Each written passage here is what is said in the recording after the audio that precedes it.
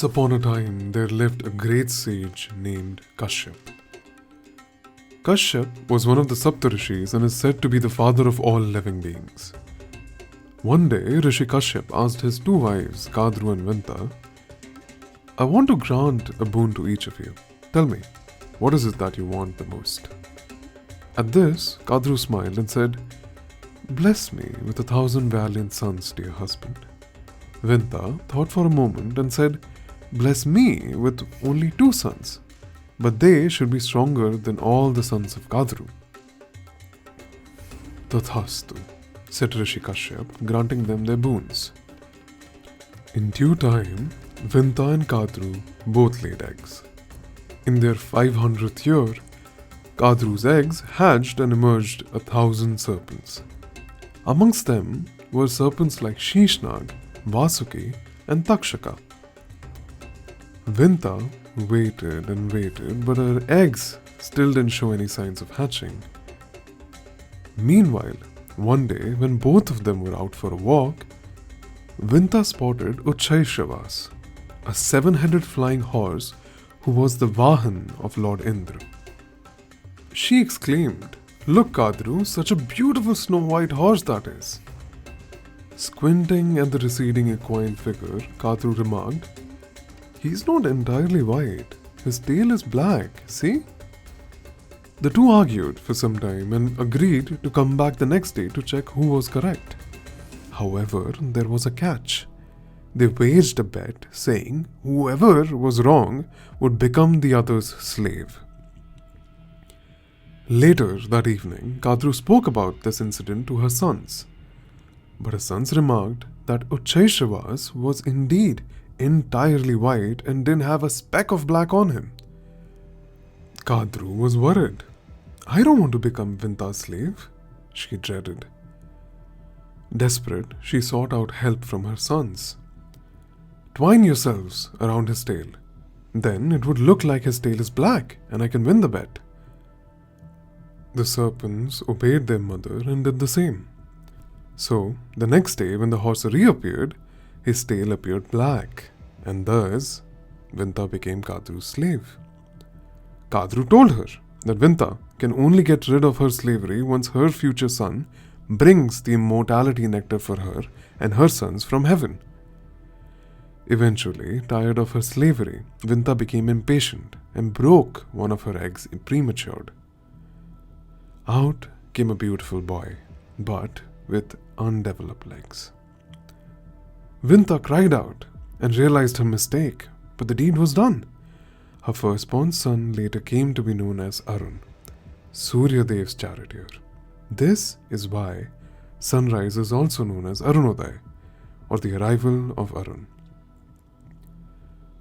Repenting her momentary lapse of judgment, Vinata patiently waited for her second egg to hatch at its own appropriate time. Finally, one day, a powerful winged celestial being emerged from the egg. One with the head of an eagle and the torso of a man, whose wing flapping can stop the spinning of earth, heaven and hell, who can shapeshift into any form and enter anywhere. This was the king of birds, Garuda. Saddened at his mother's enslaved state, he decided to bring the nectar of immortality to Kadru to free her. Garuda requested Indra to give it to him, but Indra refused because he knew such a powerful artifact could wreak havoc if fallen into the wrong hands. Garuda had no choice but to fight him, and Indra was no match to his sheer strength. Weakened, Indra sought help from Lord Vishnu and gave him the pot of nectar for protection. Garuda came to Vishnu, looking for the nectar. When Vishnu refused to give it up, he attacked Vishnu as well. For one day and one night they fought, neither of them yielding to the other. Vishnu was profoundly touched by Garuda's devotion to his mother and impressed by his immense strength. You are a worthy opponent, young one. It was a privilege watching you fight. Tell me, what is it that you seek? I shall grant you the same, but do not ask me of this nectar, said Vishnu. Touched at his words, Garuda bowed. Indeed, it is I who is blessed to have the opportunity to fight the great Lord Vishnu as an equal. Though I am not as powerful as you are, still, allow me to give you a boon as well. Vishnu smiled at the words of this proud warrior standing in front of him. So be it, winged one.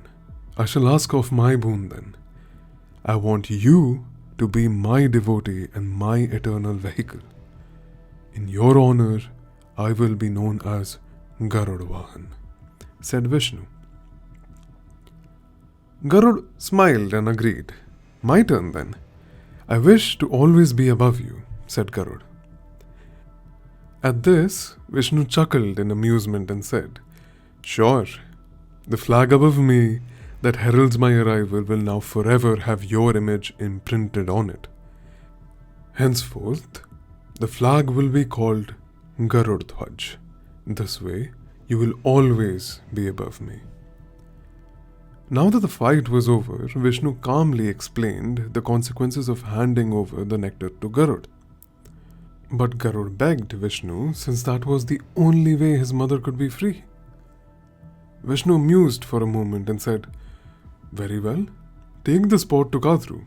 I will handle the rest. Ecstatic, Garud immediately handed over the pot to Kadru. True to her word, Kadru released Vinata of her slavery.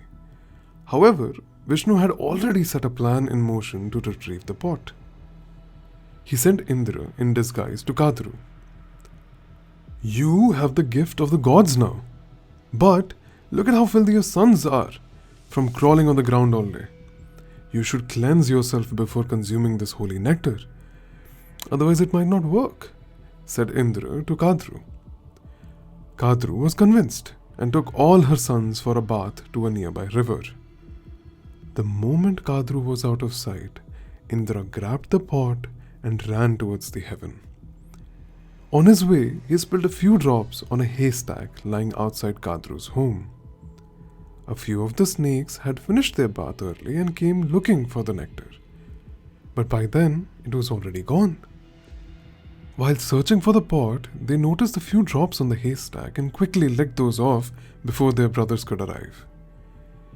In their haste, they cut their tongues on the dry, sharp edges of the hay, splitting them in two.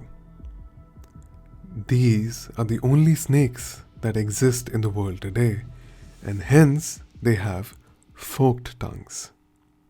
Let us know how you liked the video and which mythological story would you want us to come back with next. And don't forget to like, share, and subscribe.